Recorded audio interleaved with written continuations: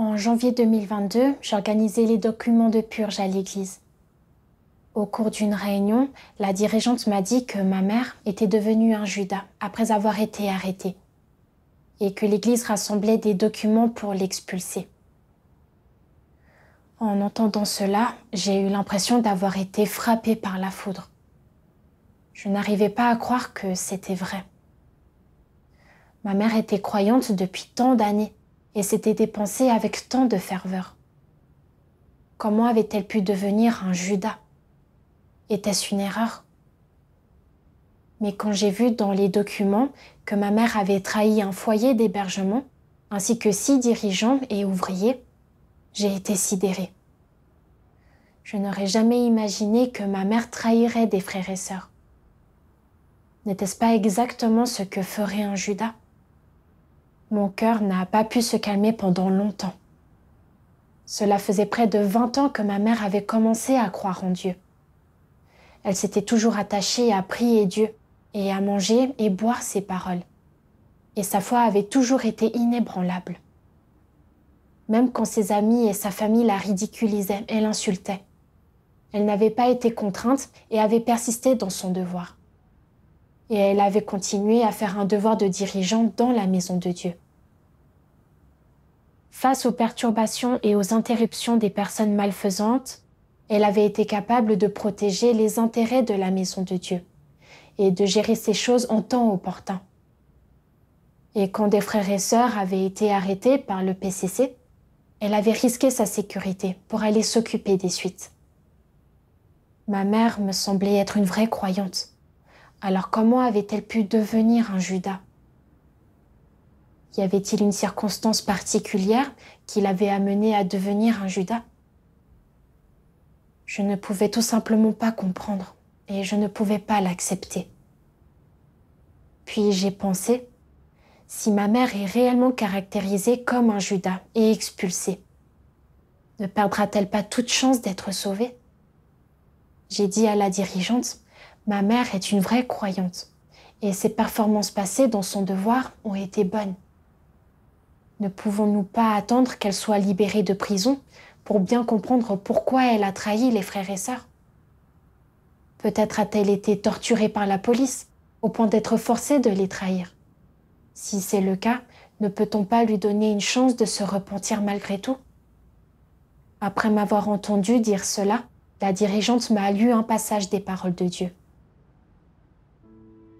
Dieu Tout-Puissant dit « Je ne serai plus miséricordieux envers ceux qui ne m'ont montré aucune loyauté pendant les périodes de tribulation, car ma miséricorde ne s'étend que jusque-là.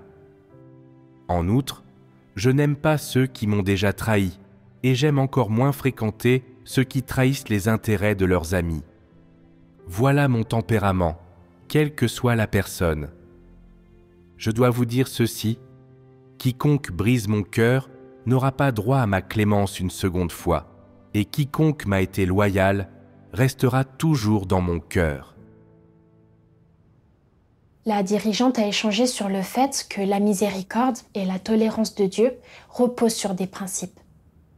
Certaines personnes croient en Dieu depuis peu de temps et ont une petite stature. Et après avoir été arrêtées par le PCC, elles sont momentanément faibles et trahissent un ou deux frères et sœurs qui n'ont pas vraiment fait leur devoir.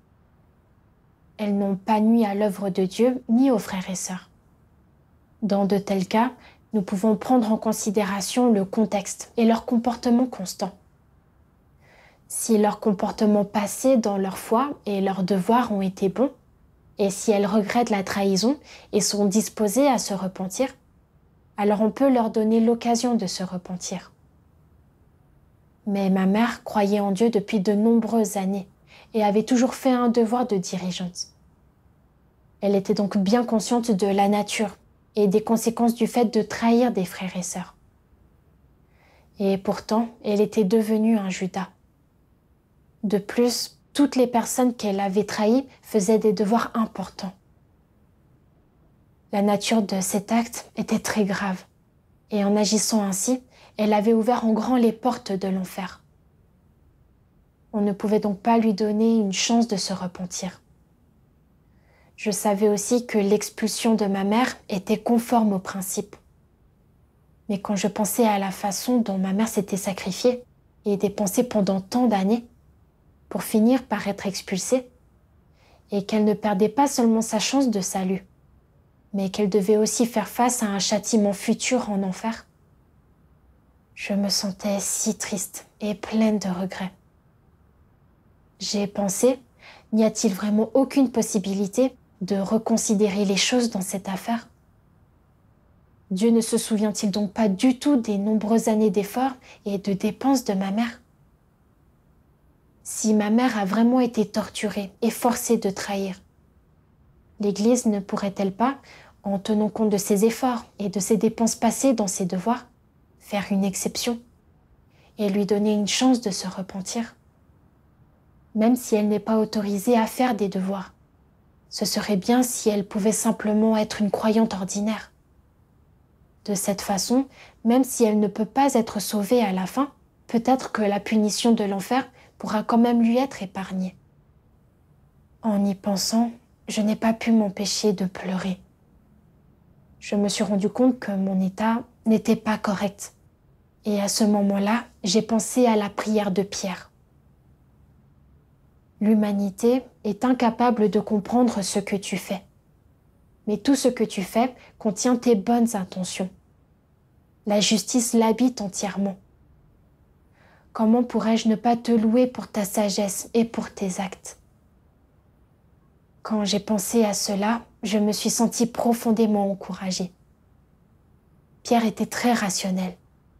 Quand il était confronté à des choses qui dépassaient sa compréhension ou qui ne s'alignaient pas sur ses notions, il ne se plaignait pas et ne péchait pas en parole contre Dieu. Et il croyait dans son cœur que tout ce que Dieu faisait était juste et contenait ses bonnes intentions. Même si je ne comprenais pas le contexte ou les détails de la trahison de ma mère, elle avait vraiment trahi des frères et sœurs, ainsi que d'importants dirigeants et ouvriers dans la maison de Dieu. Et la maison de Dieu avait décidé de l'expulser en se basant sur ses actes. Depuis que j'ai pris en charge le devoir d'organiser les documents de purge, j'ai vraiment pu voir que chaque document de purge organisé dans la maison de Dieu est axé sur la preuve, l'exactitude et le détail, et qu'il y a de multiples niveaux d'examen. Les personnes ne sont expulsées ou exclues qu'une fois leur essence évaluée et caractérisée avec précision, ce qui garantit qu'aucune bonne personne n'est accusée injustement et qu'aucune personne malfaisante n'est épargnée. Tout cela démontre que la maison de Dieu est gouvernée par la vérité et la justice. Quand je pensais de cette façon, mon cœur était soulagé. Mais ensuite, quand je pensais au résultat de l'expulsion de ma mère, je ressentais encore une tristesse déchirante et je courais en secret à la salle de bain ou sur le balcon pour pleurer. La collecte de documents sur ma mère exigeait des évaluations de la part des membres de la famille. Mais je ne coopérais pas activement à cette démarche. Je pensais que ma mère s'était beaucoup inquiétée pour moi en m'élevant et qu'elle m'avait aussi aidée et soutenue dans mes moments de faiblesse et de négativité. Accéder à cette demande de l'exposer me donnait l'impression de manquer de conscience et de lui faire du tort. De plus, je ne voulais pas que ma mère soit expulsée. Donc même si j'avais un certain discernement concernant les comportements de ma mère, qui consistait à ne pas poursuivre la vérité, et ces actes qui violaient les principes, je ne voulais pas en parler par écrit. La nuit, quand le calme revenait et que je pensais au fait que ma mère et moi avions toutes deux cru en Dieu auparavant, mais que maintenant j'étais la seule à suivre le chemin de la foi, je me sentais un peu triste. Je me suis souvenu que lorsque j'avais trouvé Dieu pour la première fois, je n'avais pas poursuivi la vérité et que c'était l'échange constant de ma mère qui m'avait aidé à avancer. Après avoir fait mes devoirs, quand j'étais négative et faible, ma mère me donnait souvent des encouragements et de l'aide. Mais maintenant, alors que je continuais sur le chemin de la foi en Dieu, elle n'était plus avec moi. Comment devais-je faire l'expérience de cela? Je me sentais un peu perdue. Alors en larmes, j'ai prié Dieu. Dieu, en apprenant que ma mère va être expulsée, je me sens très triste. Je ne sais pas comment parcourir le chemin qui m'attend. Dieu, je t'en prie, éclaire-moi et guide-moi pour que je comprenne tes intentions. Après avoir prié, je me suis souvenue de 2 passages des paroles de Dieu et je les ai cherchés pour les lire. Dieu Tout-Puissant dit « Si les gens n'ont aucune foi, il ne leur est pas facile de continuer sur ce chemin. Tout le monde peut maintenant voir que l'œuvre de Dieu n'est pas du tout conforme aux notions et à l'imagination des gens. Dieu a tellement œuvré et a prononcé tellement de paroles, et même s'il est possible que les gens reconnaissent que ces paroles sont la vérité, des notions sur Dieu peuvent encore émerger en eux. Si les gens souhaitent comprendre la vérité et la gagner, ils doivent avoir la foi et la volonté nécessaires pour s'en tenir à ce qu'ils ont déjà vu et à ce qu'ils ont acquis de leurs expériences. Quoi que Dieu fasse chez les gens, ils doivent défendre ce qu'ils possèdent eux-mêmes, être sincères devant Dieu et continuer à lui être dévoués jusqu'à la fin. C'est le devoir de l'humanité. Les gens doivent défendre ce qu'ils devraient faire.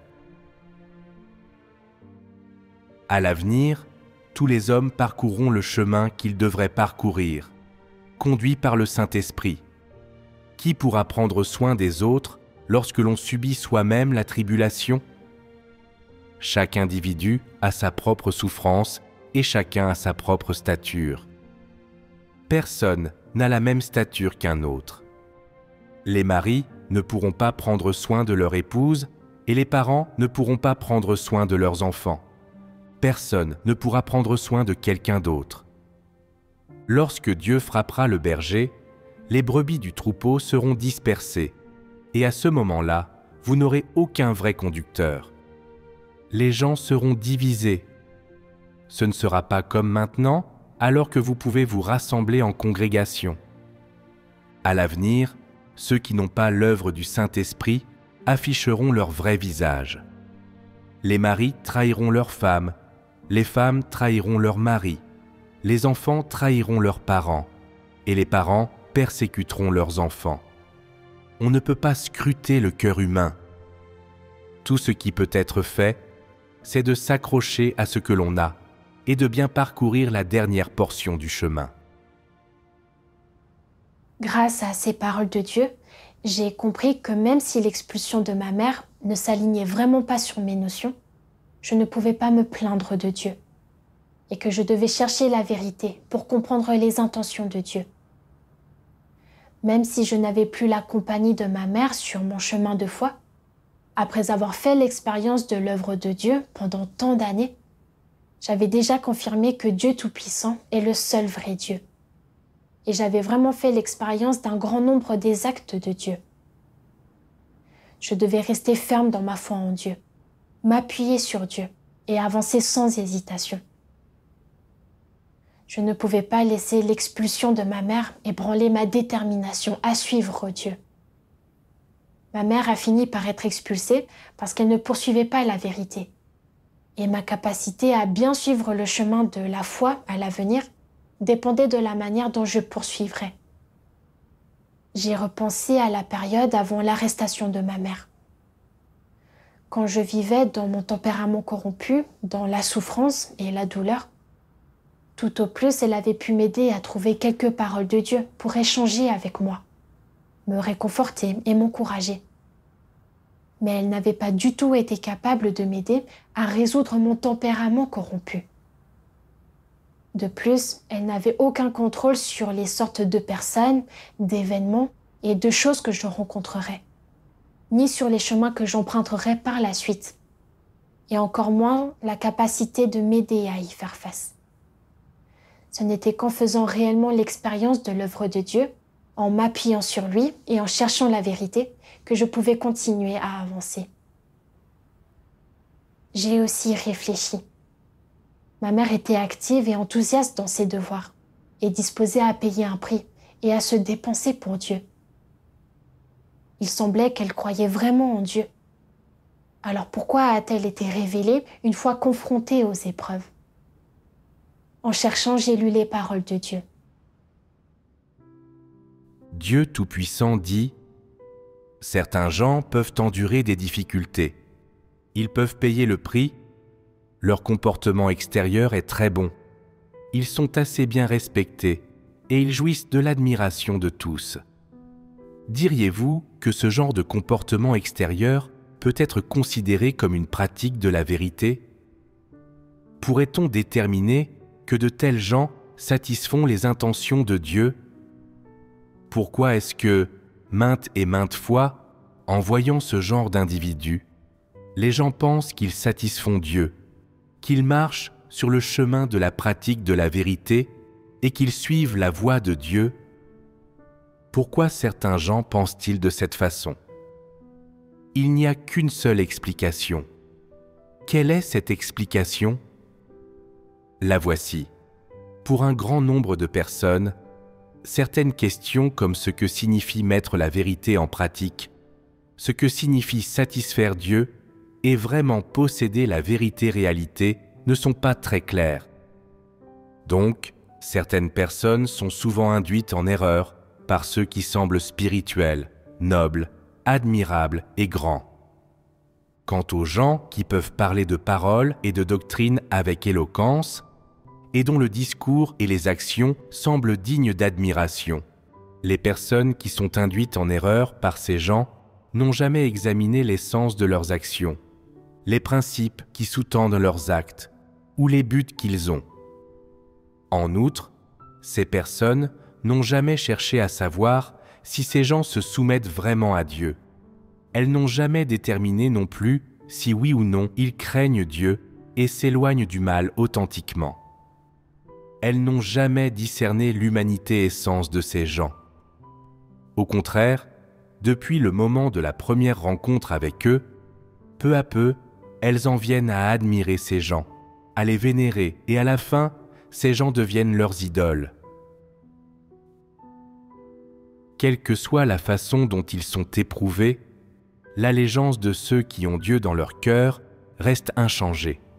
Mais pour ceux qui n'ont pas Dieu dans leur cœur, une fois que l'œuvre de Dieu n'est pas avantageuse pour leur chair, ils changent leur point de vue sur Dieu et s'éloignent même de Dieu.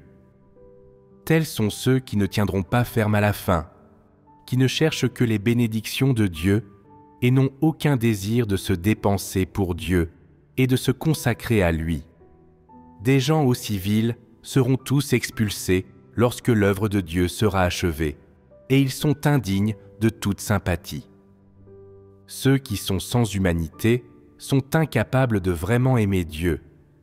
Lorsque l'environnement est sûr et sans danger, ou lorsqu'ils peuvent obtenir des profits, ils sont totalement obéissants à Dieu. Mais une fois que ce qu'ils désirent est compromis ou définitivement réfuté, ils se révoltent immédiatement. Même en l'espace d'une seule nuit, ils peuvent passer d'une personne souriante qui a un bon cœur à un tueur laid et féroce, traitant soudain leur bienfaiteur d'hier comme leur ennemi mortel, sans rime ni raison. Si ces démons ne sont pas chassés, ces démons qui tueraient en un clin d'œil ne deviendront-ils pas un danger caché? Ceux qui suivent véritablement Dieu sont capables de supporter que leur travail soit testé, alors que ceux qui ne suivent pas véritablement Dieu sont incapables de supporter la moindre épreuve de Dieu. Tôt ou tard, ils seront expulsés, tandis que les vainqueurs resteront dans le royaume. C'est seulement par le test de son travail, c'est-à-dire par les épreuves de Dieu, qu'il est possible de déterminer si l'homme cherche vraiment Dieu ou non. Et cela n'a rien à voir avec ce que l'homme lui-même conclut. Dieu ne rejette personne à la légère. Tout ce qu'il fait convainc l'homme complètement. Il ne fait rien qui soit invisible à l'homme, ou aucune œuvre qui ne puisse pas convaincre l'homme. Ce sont les faits qui prouvent si la croyance de l'homme est vraie ou non, et cela ne peut pas être conclu par l'homme. Ces paroles de Dieu ont résolu ma confusion. J'ai vu que ma mère avait cru en Dieu pendant près de 20 ans et qu'elle s'était toujours dépensée avec enthousiasme, persistant dans ses devoirs face aux railleries et aux calomnies de sa famille. En apparence, elle avait de nombreux bons comportements.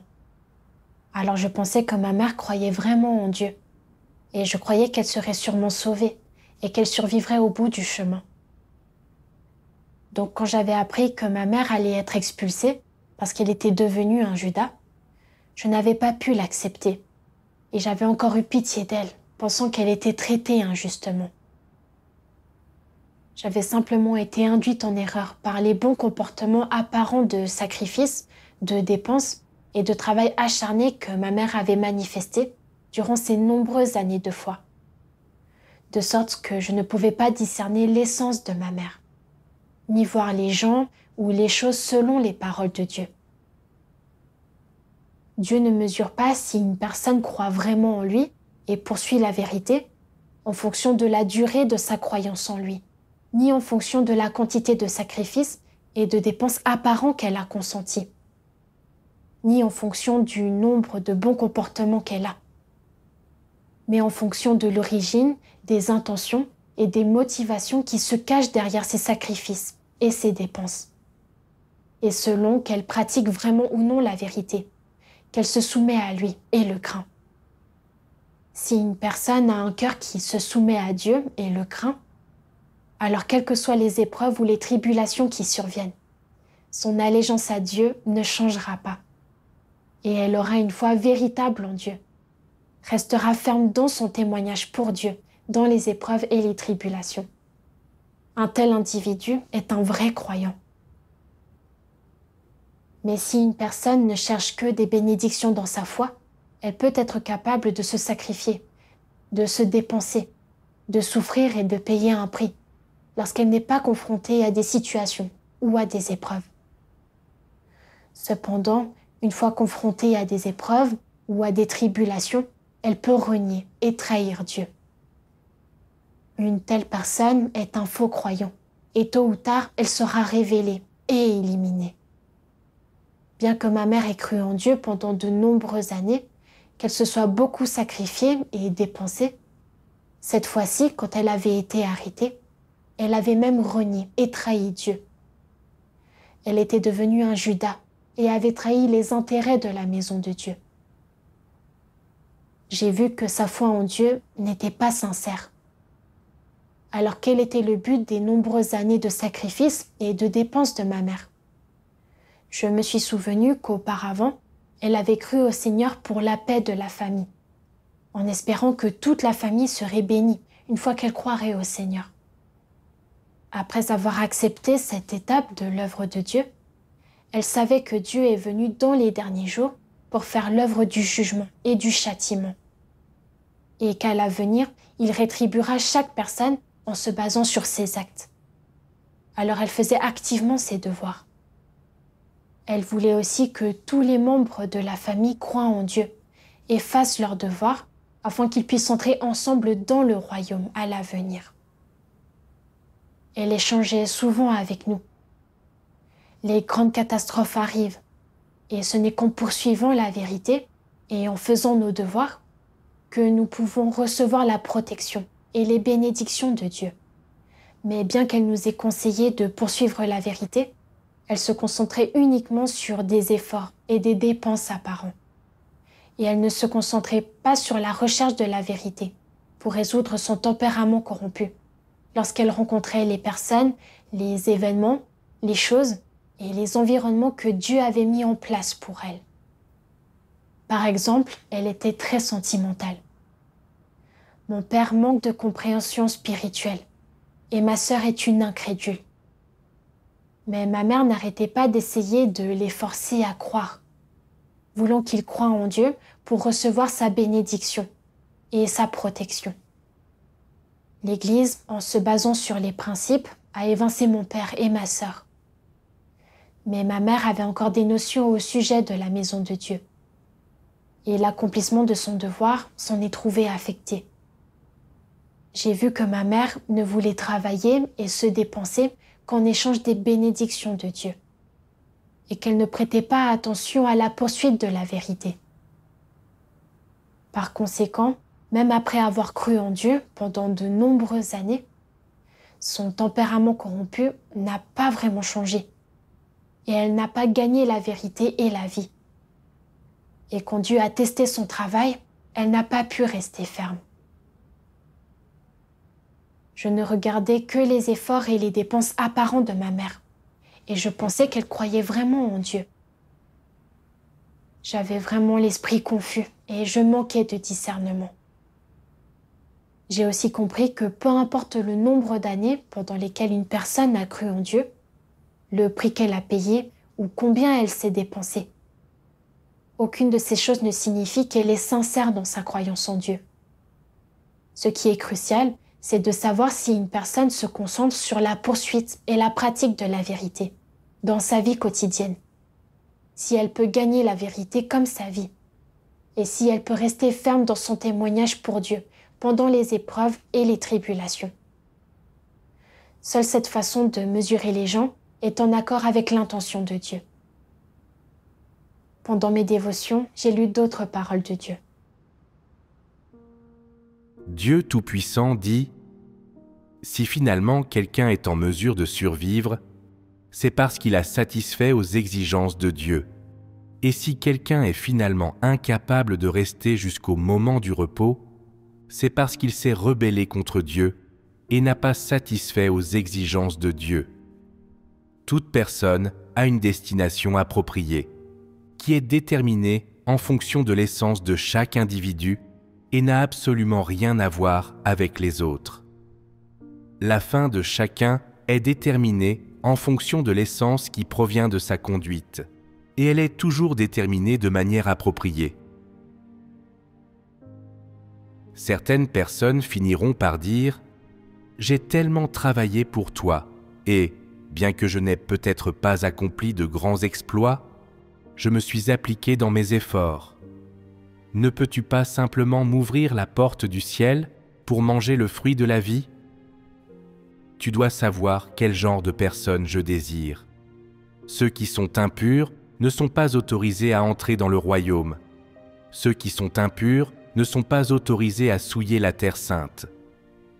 Bien que tu aies peut-être beaucoup travaillé, et ce pendant de nombreuses années, à la fin, si tu es toujours déplorablement dégoûtant, alors il sera intolérable pour la loi du ciel que tu veuilles entrer dans mon royaume. Depuis la fondation du monde jusqu'à ce jour, je n'ai jamais offert un accès facile à mon royaume à ceux qui cherchent à s'attirer mes faveurs.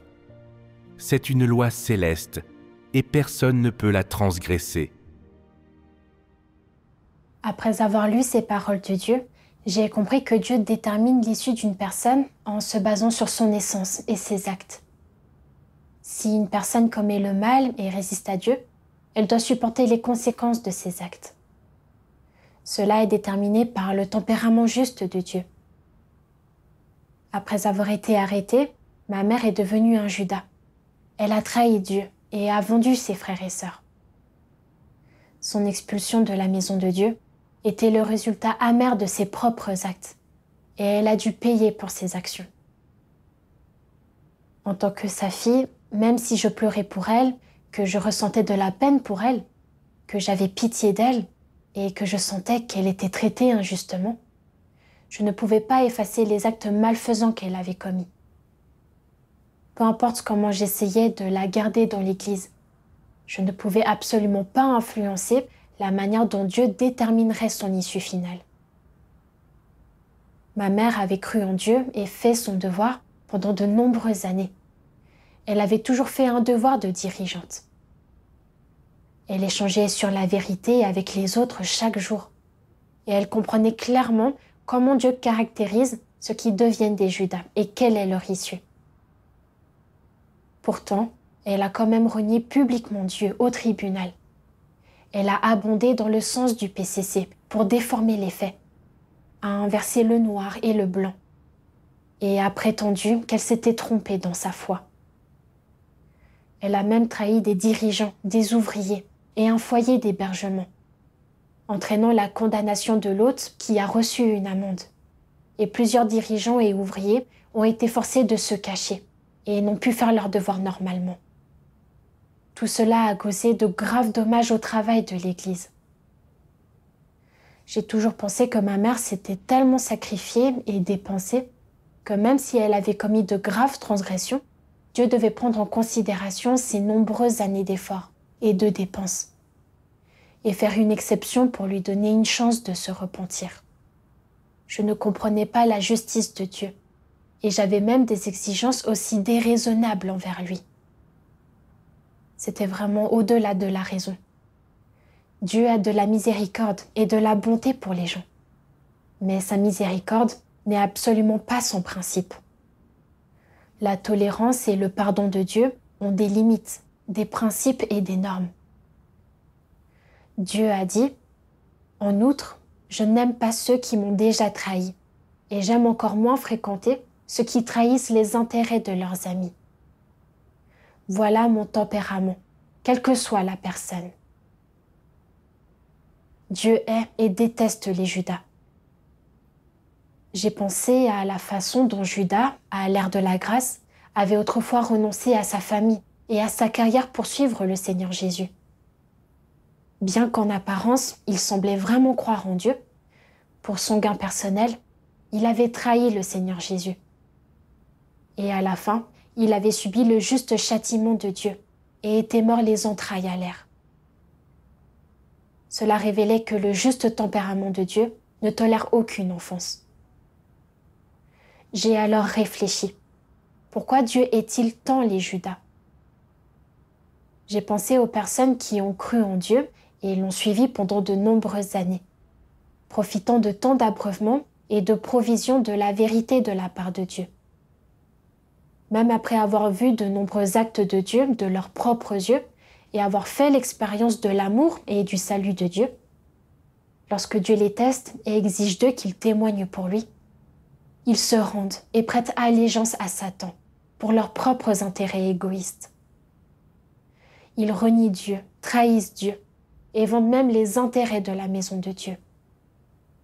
C'est vraiment manquer de conscience et d'humanité. De telles personnes sont révélées comme des traîtres et par essence, ce sont des démons et des satans qui haïssent Dieu et lui résistent. Et ils méritent d'être maudits et punis par Dieu. Ils sont complètement indignes de l'amour et du salut de Dieu. Et ils ne méritent ni sympathie ni pitié. Ma mère était pareille. Elle avait cru en Dieu pendant de nombreuses années, profitant d'innombrables grâces de Dieu et de la provision de ses paroles. Et pourtant, elle avait quand même été capable d'aller contre sa conscience et avait commis des actes malfaisants en trahissant Dieu et en vendant des frères et sœurs.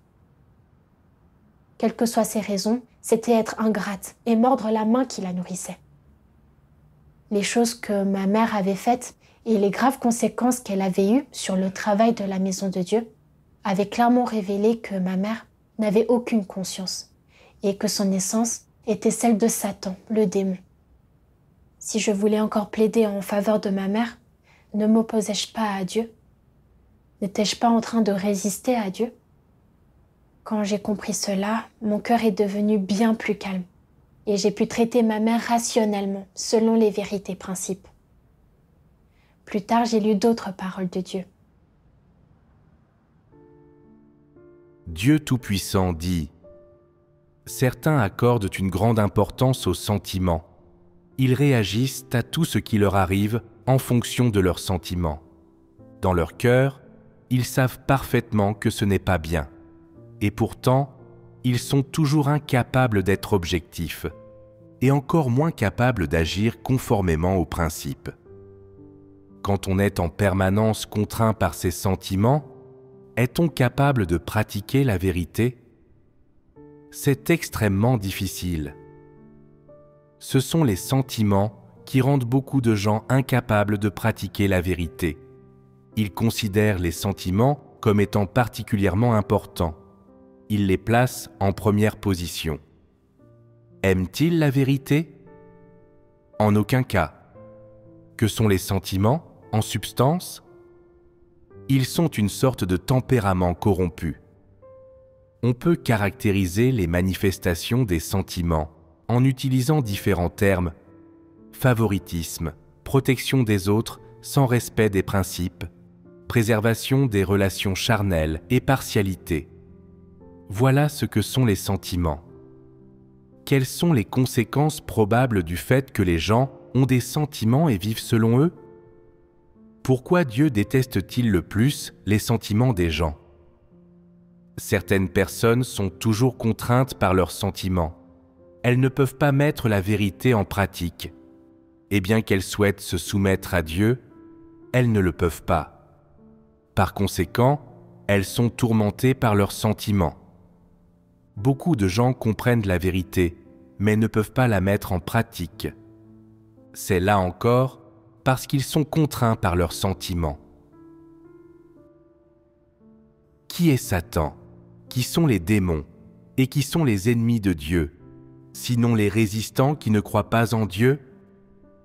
Ne sont-ce pas ces gens qui se rebellent contre Dieu? Ne sont-ce pas ces gens qui prétendent avoir la foi, mais n'ont pas la vérité? Ne sont-ce pas ceux qui cherchent simplement à obtenir des bénédictions sans pouvoir témoigner pour Dieu?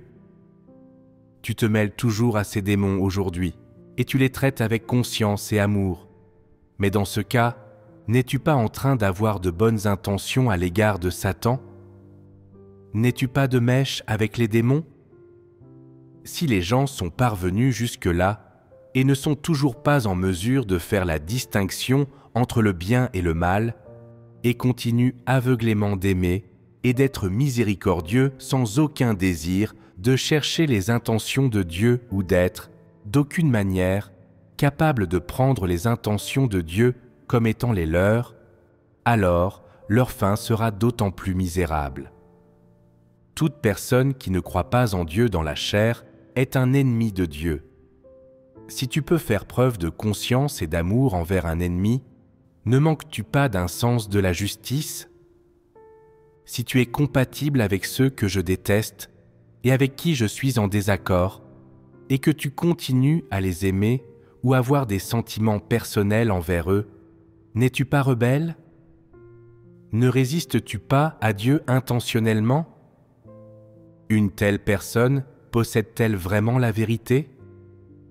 Si les gens font preuve de conscience vis-à-vis des ennemis, aiment les démons et éprouvent de la pitié pour Satan, n'interrompent-ils pas l'œuvre de Dieu intentionnellement? Après avoir lu ces paroles de Dieu, j'ai compris qu'agir en se basant sur l'affection nous amène à violer les vérités principes et à résister à Dieu. Avant, j'éprouvais beaucoup de ressentiment quand je voyais d'autres personnes devenir des Judas. Je pensais qu'après avoir cru en Dieu pendant de nombreuses années, mangé et bu tant de ses paroles et joui de tant de ses grâces, et en étant pourtant encore capables de trahir et de devenir des traîtres, ces gens devaient avoir la conscience complètement pourrie. J'étais impatiente de rassembler rapidement les preuves de leurs péchés, de les exposer publiquement et de les expulser, afin de permettre aux frères et sœurs d'acquérir un plus grand discernement. Mais quand j'avais découvert que ma mère était devenue un Judas, j'avais eu du mal à l'accepter à cause de l'affection que j'avais pour elle. Même quand j'avais vu la preuve que ma mère trahissait Dieu, qu'elle le reniait et vendait ses frères et sœurs, je n'avais toujours pas voulu croire que ma mère avait commis ces actes malfaisants, pensant qu'elle avait dû avoir des difficultés inavouées ou qu'il y avait eu des circonstances particulières. J'avais voulu plaider en sa faveur et lui trouver des excuses, en espérant qu'elle pourrait rester dans l'église. Quand j'avais compris qu'il n'y avait rien pour la racheter, j'avais commencé à nourrir des plaintes et des incompréhensions à l'égard de Dieu. J'avais remis Dieu en question, en lui demandant pourquoi il ne se souvenait pas des sacrifices et des dépenses de ma mère, et ne lui donnait pas une chance de se repentir. Et dans mon cœur, j'avais même résisté à la caractérisation et au traitement de ma mère par l'Église. Quand les frères et sœurs avaient recueilli des informations sur les comportements de ma mère et avaient eu besoin que je fournisse une évaluation, même si j'avais un certain discernement sur les actions passées de ma mère, comme j'étais contrainte par l'affection, j'étais devenue évasive et je n'avais pas été disposée à l'exposer. J'ai vu que j'agissais constamment en me basant sur l'affection et que cela obscurcissait mon jugement. J'étais devenue incapable de distinguer le bien du mal. Je n'assumais pas ma responsabilité de fournir des informations en temps opportun. Et je comprenais même mal Dieu et me plaignais de lui. En devenant un Judas, ma mère a sciemment et volontairement ouvert en grand les portes de l'enfer. Et il était tout à fait approprié que la maison de Dieu recueille des informations sur elle et la traite. Mais je pensais que le fait que la maison de Dieu recueille des informations sur elle ne lui donnait pas une chance de se repentir. Et je remettais Dieu en question, en lui demandant pourquoi il ne se souvenait pas des nombreuses années d'efforts et de dépenses de ma mère. N'étais-je pas en train de lancer de fausses accusations et de faire des histoires de façon déraisonnable? J'étais vraiment déraisonnable. Dieu exige que nous aimions ce qu'il aime et que nous haïssions ce qu'il est, même lorsqu'il s'agit des membres de notre propre famille. Nous devons les discerner, les traiter et nous en occuper selon les vérités principes. C'est ainsi qu'on pratique la vérité pour défendre les intérêts de la maison de Dieu. Mais à cause de mes liens affectifs avec ma mère, même si je savais que l'essence de ma mère était celle d'un Judas, je n'avais pas eu le courage de l'exposer. Et j'avais continué à essayer de la justifier, voulant qu'elle reste dans la maison de Dieu, pour avoir une chance de salut. Ce que je faisais revenait à héberger dans l'Église une traîtresse qui avait trahi Dieu, lui permettant de continuer à nuire au peuple élu de Dieu et à porter préjudice aux intérêts de l'Église. Quelle est la différence entre cela et être complice des démons et des satans? En y pensant, j'ai trouvé cela vraiment effrayant. Je ne pouvais plus agir en me basant sur l'affection. Après ça, j'ai écrit une évaluation de ma mère. Un jour de février de l'année dernière, j'ai reçu les documents pour l'expulsion de ma mère.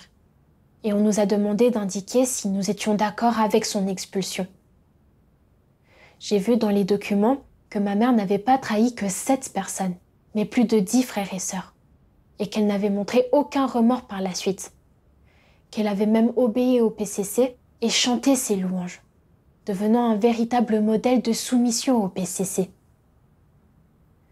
Après qu'elle a été libérée de prison, des frères et sœurs lui ont rendu visite à plusieurs reprises. Mais elle s'est montrée franchement dégoûtée. Et elle a dit aux frères et sœurs qu'elle ne croyait plus et qu'ils devaient cesser de venir la voir. Lire ces choses m'a vraiment piqué au cœur. J'avais autrefois espéré qu'après sa trahison, ma mère sentirait sa conscience la piquer et se repentirait avec un profond remords. Mais je me suis rendu compte que ce n'était qu'un vœu pieux de ma part. En voyant les comportements de ma mère, j'ai clairement vu son côté hideux et je n'ai plus gardé le moindre espoir. Mais quand j'ai pensé que ce vote pour l'expulser signifiait la fin de sa foi en Dieu et qu'à partir de ce moment-là, nous serions sur des chemins séparés, mon cœur s'est quand même senti un peu lourd. Mais je savais que c'était ma faiblesse, alors j'ai prié dans mon cœur, demandant à Dieu de me protéger pour que je n'agisse pas par affection. J'ai lu les paroles de Dieu. Dieu Tout-Puissant dit : par quel principe les paroles de Dieu demandent-elles que les gens traitent les autres ? Aimer ce que Dieu aime et haïr ce que Dieu est. C'est là le principe auquel il faut adhérer. Dieu aime ceux qui poursuivent la vérité et sont capables de suivre sa volonté. Ce sont aussi les gens que nous devrions aimer.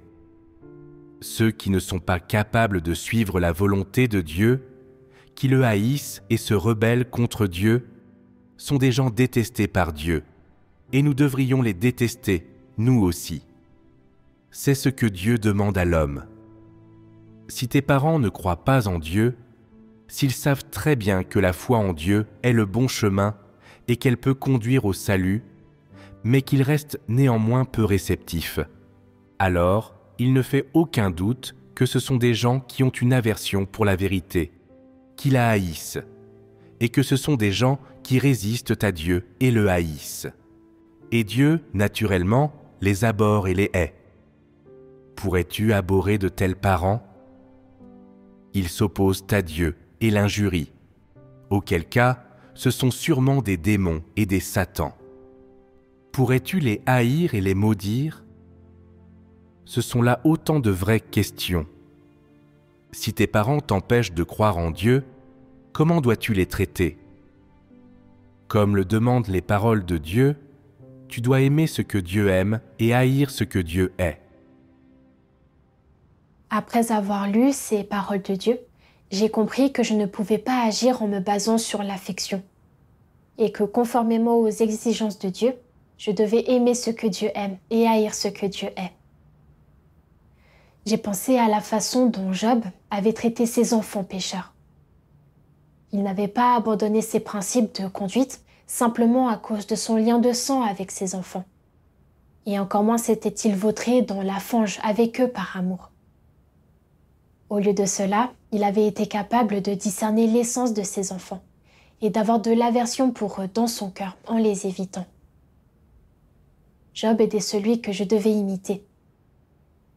Ma mère avait déjà trahi Dieu et j'avais accepté de l'expulser sur la base des principes. C'était là un clair discernement de l'amour et de la haine. Et c'était aussi pratiquer la vérité pour protéger les intérêts de l'Église.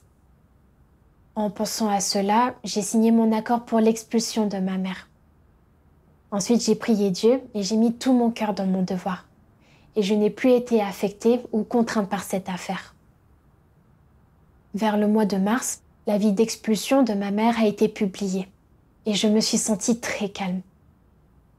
En juin, j'ai appris que ma mère s'était livrée à la trahison, principalement parce que le PCC s'était servi de mon père pour la menacer et qu'elle était devenue un Judas pour protéger ses sentiments et ses intérêts. Après avoir appris la vraie raison de la trahison de ma mère, j'ai su que Dieu révélait la vérité petit à petit pour que j'y voie clair. J'ai pensé au fait que ma mère était restée profondément sentimentale, malgré ses années de foi, mais qu'elle ne s'était jamais attachée à chercher la vérité pour résoudre ses défauts fatals. C'est pourquoi elle avait chuté à cet égard. Je me suis rendu compte que cela me servait aussi d'avertissement et qu'à l'avenir, je devais m'attacher à chercher la vérité pour résoudre mon propre tempérament corrompu. Sinon, quand les épreuves et les tribulations viendraient, tôt ou tard, je chuterais.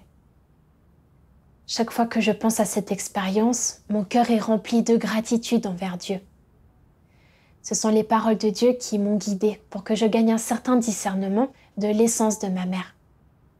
Et je me suis aussi rendu compte des dégâts et des conséquences entraînées par le fait d'agir en se basant sur l'affection. Finalement, j'ai pu me libérer des contraintes de l'affection et traiter ma mère avec justice selon les vérités principes. Dieu soit loué.